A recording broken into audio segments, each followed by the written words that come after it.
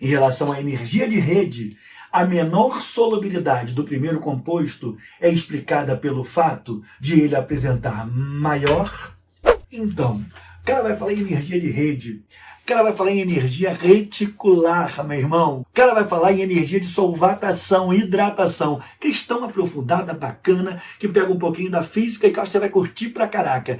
Vamos começar então a pensar da seguinte maneira. Eu vou fazer assim, nessa aula eu vou começar com uma revisão. E para o início dessa revisão, eu vou falar de duas coisas. Energia reticular e energia de hidratação, que é a solvatação. Vamos fazer então uma revisadinha no que é isso. Dá uma olhada no NaCl, por exemplo, quando a gente vai quebrar a rede cristalina dele. O NaCl, cuja estrutura do sólido iônico é NaCl, cloreto de sódio, que é um sólido. Aí quando você coloca isso em água, isso aqui vai ser quebrado. E essa energia para quebrar isso aqui é que se chama energia de rede. Energia de rede. Com isso, você vai ter os íons Na+, mais Cl-. Eu não sei se você já percebeu, mas várias vezes tem o professor explicando isso e ele coloca embaixo do Na aqui e embaixo do Cl aqui. Olha o que é esse aqui de aquoso e esse aqui de aquoso.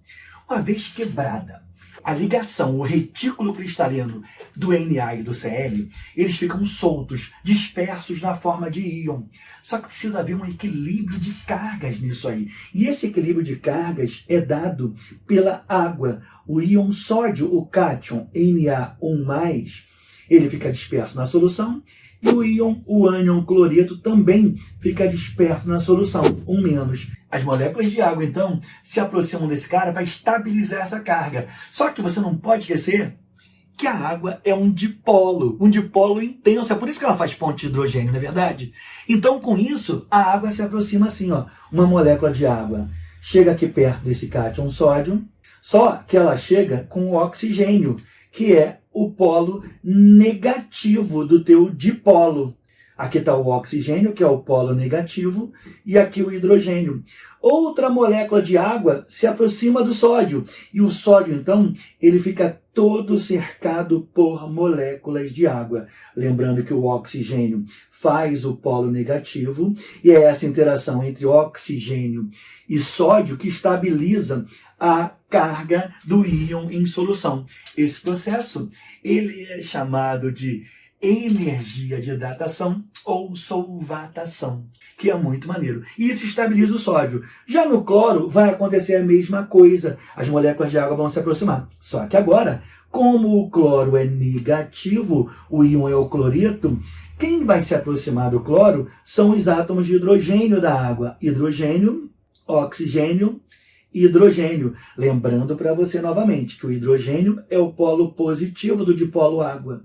E o oxigênio é o polo negativo. E o cloro também vai ficar todo circundado, todo rodeado de moléculas de água em torno dele. Essa energia aqui que vai manter a estabilização dessas cargas, lembrando o oxigênio negativo e hidrogênio positivo interage com cloro negativo. Então, é essa relação, presta muita atenção agora, é essa razão que ocorre entre a energia reticular. O que é energia reticular? Mas aí a energia para romper a ligação iônica entre o Na e o Cl no retículo cristalino, que é chamado de retículo cúbico de face centrada do NaCl, para deixar os íons desassociados. Mas a relação que as moléculas da água fazem, chamada de hidratação de íons dispersos, ou solvatação, é essa razão quem vai dar ao composto iônico a maior ou menor solubilidade. Deu para você entender? A mesma coisa vai acontecer com o carbonato de cálcio. Vamos descrever o carbonato de cálcio para você? Está aqui então o carbonato de cálcio, CaCO3. Todo composto iônico é sólido em condições ambientes. Você não pode esquecer que o cálcio é do grupo 2A, logo ele tem carga 2+, e o carbonato, toda a estrutura tem que ser eletricamente neutra. Se o cálcio vale 2+, o carbonato todo vale 2-. Bacana. Quando você então for quebrar essa estrutura, que você fizer for perceber então a energia de rede, que a gente escreve aqui no mesmo tom de rosa, energia de rede, você vai quebrar a estrutura, vai dissociá-la em Ca2 mais aquoso, mais o ânion carbonato 2 menos, também aquoso. Entenda aqui que as moléculas de água também circundarão o Ca2+, e o carbonato, tal qual fizeram com o NaCl. Então aqui nós temos essa relação que é muito importante para ti, que é entre a energia de rede e o processo de hidratação ou solvatação. Agora olha que interessante. A gente quer saber sobre a solubilidade desses dois caras. A gente vai ter que buscar isso lá na física. Lá na física, pessoal, tem a lei de Coulomb. Não sei se você lembra. O Coulomb, ele fala o seguinte na lei dele, que a força, presta muita atenção agora, a força de atração, se forem cargas diferentes, ou de repulsão, se forem cargas iguais, ela vai ser igual a uma constante, presta muita atenção nisso que eu mostro aqui para você, ela vai ser igual a uma constante que multiplica o módulo das cargas, Q1, no caso do cátion ali, vezes Q2, sobre a distância dessas cargas ao quadrado. A isso aqui é que nós chamamos de lei de Coulomb. Bem, então bacana, a gente tem que pensar algumas coisas aqui que são interessantes. Primeiro cara, o módulo da carga do Na e do Cl e o módulo da carga do Ca2+, e do carbonato do CO3-2-. Então, só para fazer uma análise rápida sobre a lei de Coulomb, repara que quanto maior for o produto do módulo das cargas, isso aqui vai gerar em maior força de atração em cargas diferentes e repulsão em cargas iguais. A gente está falando de atração porque nós temos cargas diferentes. Quais são as cargas? Nós temos no cloreto de sódio o Na+, e o Cl-, e nós temos no carbonato de cálcio o Ca2+, e o CO3-2-. A positiva e a negativa se atraem. Quanto maior o módulo das cargas, maior vai ser a força de atração. Por outro lado, a gente percebe que o denominador é a distância nuclear. A distância entre essas espécies. E repare que, como é o denominador, quanto menor for essa distância, maior também vai ser a força de atração. Partículas forem de mesma carga, repulsão. Se forem de cargas diferentes, atração. Bem, bacana. Agora vamos dar uma analisada no Na e no Cl. Repara que no Na e no Cl, vamos imaginar dois núcleos atômicos assim, ó. Aqui está um átomo e o núcleo dele, e aqui está o outro átomo. No caso do NaCl é isso aqui. E você então tem a estrutura do composto iônico NaCl. Essa é a distância sobre um núcleo e outro.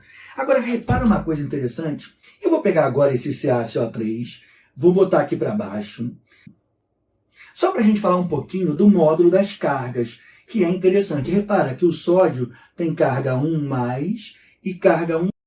Então, quando você for pensar na força de atração, agora a gente pode deixar isso muito bem claro, ela vai ser igual a uma constante que multiplica o módulo da carga do sódio, 1, vezes o módulo da carga do cloreto, 1.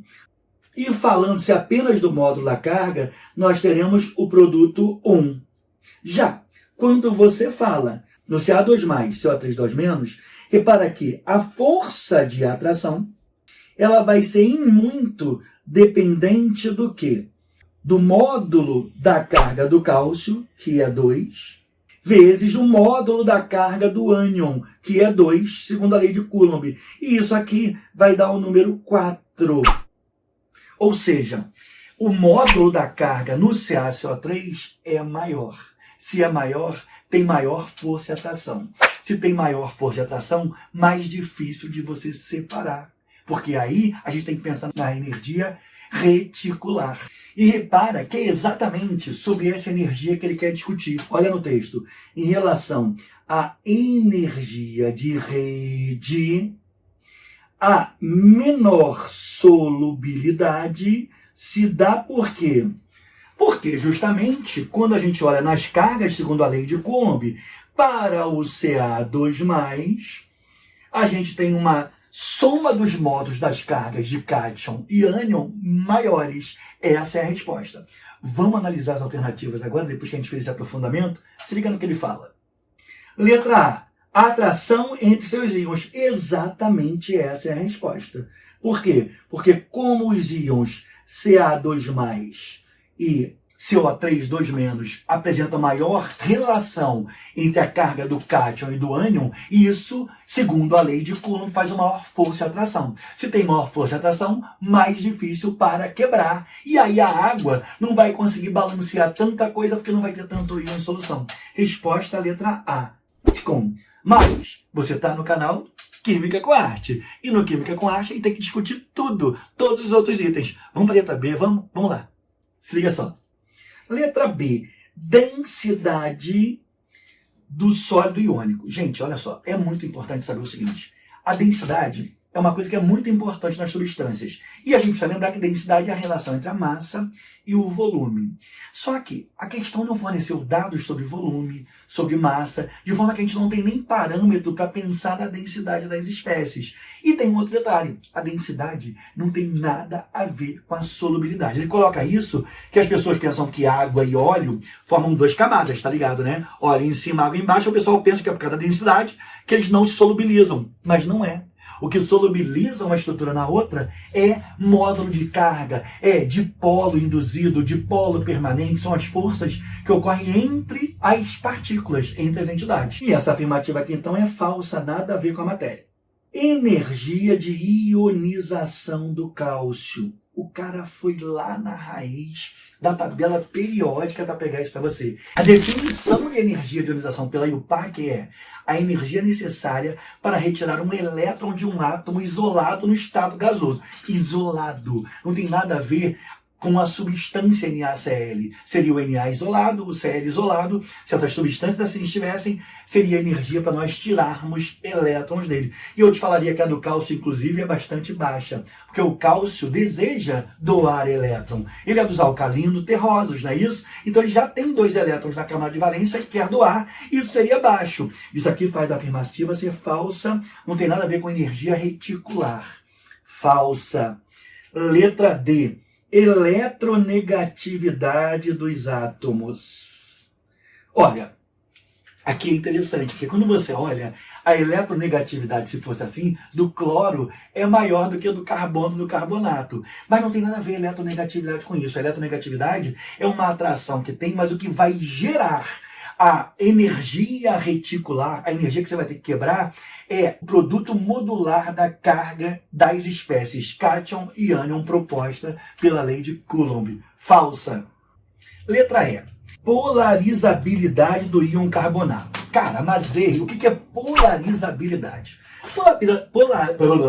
Polarizabilidade, gente, é uma coisa interessante, você já deve ter visto isso, às vezes a televisão tá ligada. Então, em TVs antigas que tinham tubo de imagem, você passava um imã e a televisão a cara distorcida.